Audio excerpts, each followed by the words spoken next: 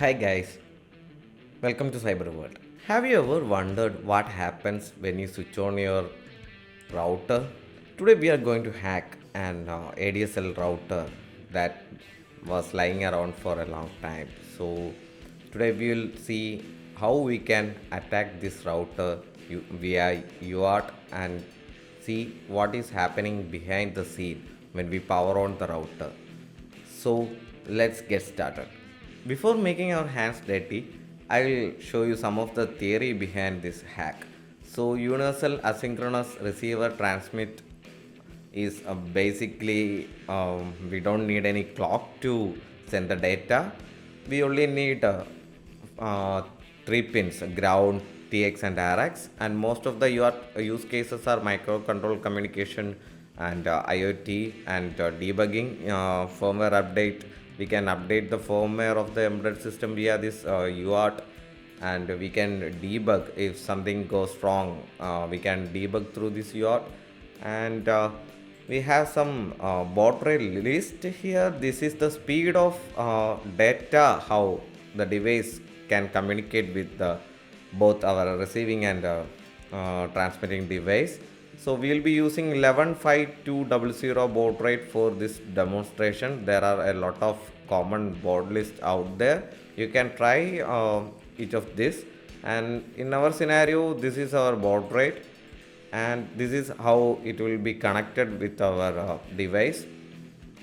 So actually we need to connect TX and RX vice versa with the receiving part. So I'll be using an USB to TTL, which is a mostly cheap module. I'm using a particular module called CP2102. This is the IC. You can see the IC in the middle. So we will have some Raycon on our hardware device. So this is our hardware device we are going to test today. This is our MCU. This is a processor. This is UART. We can clearly see 3.3 volt ground, TX, and RX, and nearby we can see NOR flash chip. This is where the firmware lives. So without any further ado, I'll switch to my terminal on Kali Linux. Okay, I'll minimize everything on the background. Just a minute. So okay, everything minimized. So I'm using Piccocom to read the serial data, serial log from the embedded device, the router we are testing. So the baud rate is 115200. It's ready actually. Okay, everything is fine. The connection is fine. Okay, we are getting the terminal ready. So module is connected properly. So now I am going to turn on the device. So we can see a bunch of stuffs happening on the terminal. A lot of strings is flashing through the terminal.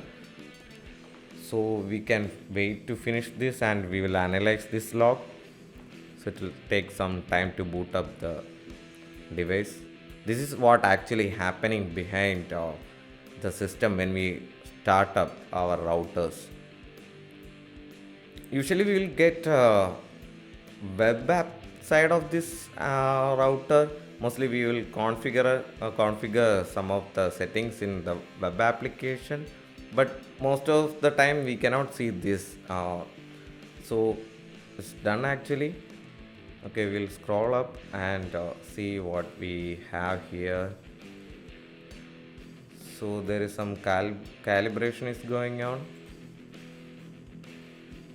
We can see the boot base version. It's actually pretty old. RAM size, DRAM testing is happening there.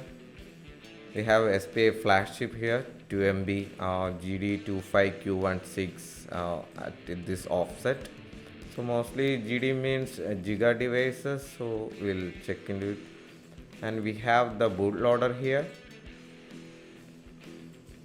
Okay, this is also pretty old. We have the system ID, build date. We have the build date here, and we have some prompt here saying press any key to enter debug mode within 3 seconds. So if we press any key, it will drop us into the debug menu. We will see, we'll look into it. Okay, just a minute, we'll look into it. So some closing, sorry. X, okay, I close the terminal. Okay, again I will use pickup com. Again I am booting. So it's booting. Booting. It will take some time. So I'm pressing enter key. So it's brought me to enter debug mode. So I'm giving some commands here. So nothing happens. Nothing. So we don't know the debug commands actually. It's nothing showing here. So we will further analyze the firmware. We will dump the firmware and we will analyze what are the debug commands in here. So if you like this video, just subscribe and follow me for more videos. You can drop your comments for your feedbacks. And thanks for watching. Stay tuned.